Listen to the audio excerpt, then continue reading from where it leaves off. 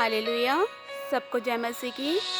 मेरे प्रियो, आज मैं आप लोग से बाइबल से कुछ बातें शेयर करना चाहूँगी। मैं प्रकाशित वाक्य 1, 2, 3 और 4 से आप लोग के बीच में कुछ बातें शेयर करना चाहूँगी। मेरे प्रियो, यहाँ पर प्रकाशित वाक्य में यूहन्ना को दर्शन दिखता है और वो उन बातों को लिखता है। हालेलुया। तो मेरे प्रियो, प्रकाशित वाक्य में सबसे पहले अध्याय में यूहन्ना यीशु मसीह के पूरे स्वरूप को देखता है मेरे प्रियो, कि वो कैसा दिखता है। हालेलुया। लेकिन सेकंड और थर्ड में परमेश्वर ने स्वर्गदूतों ने उस पर 7 कलीसियाओं के बारे में प्रकट किया है। 7 कलीसियाओं को उसके द्वारा संदेश दिया है मेरे प्रियो। हालेलुया। उस संदेश में उन 7 कलीसियाओं के में जो प्रॉब्लम्स चल रही थी मेरे प्रियो, उसको लेकर के उसमें संदेश दिया गया है। उस समय मेरे प्रियो, उन 7 कलीसियाओं में बहुत सी गड़बड़ियाँ चल रही थी। मतलब हर कलीसिया में कुछ ना कुछ प्रॉब्लम था। जैसे कि पहली कलीसिया है इफिसुस की कलीसिया। उसमें क्या होता है कि उनका पहला सा प्यार ठंडा हो गया रहता है। हालेलुया। सेकंड होती है स्मुरना की कलीसिया, जिसमें क्लेश और दरिद्रता होती है। फिर गमुन की कलीसिया, जिसमें बलाक की शिक्षा काम करती है, ठीक है, जिसमें मूर्ति पूजा और व्यभिचार होता है। हालेलुया।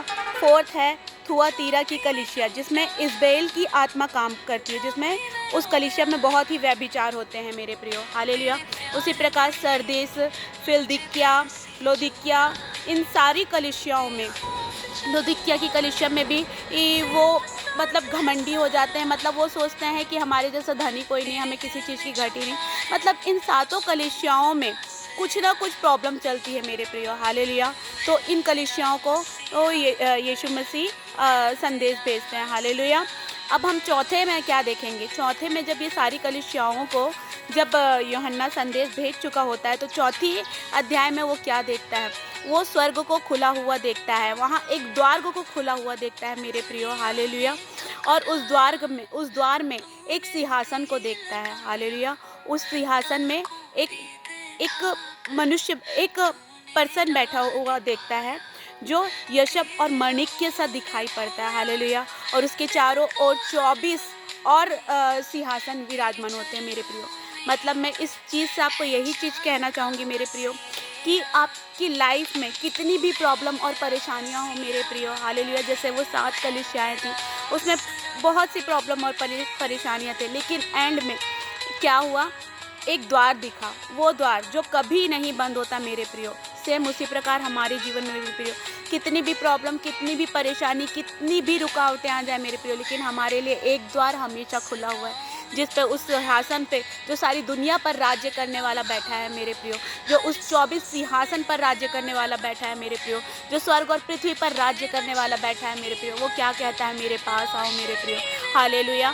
तो मैं आपको इस वचन के द्वारा यही कहना चाहूँगी कि आपकी लाइफ में जितनी भी प्रॉब्लम परेशानियाँ हों, आप जिस मुसीबत में हो, जब आपको कोई रास्ता नहीं नज़र आ रहा हो मेरे प्रियो, तब आपके पास एक द्वार खुला हुआ है मेरे प्रियो, जो आपके लिए हमेशा सदा युगान युग तक खुला रहेगा मेरे प्रियो।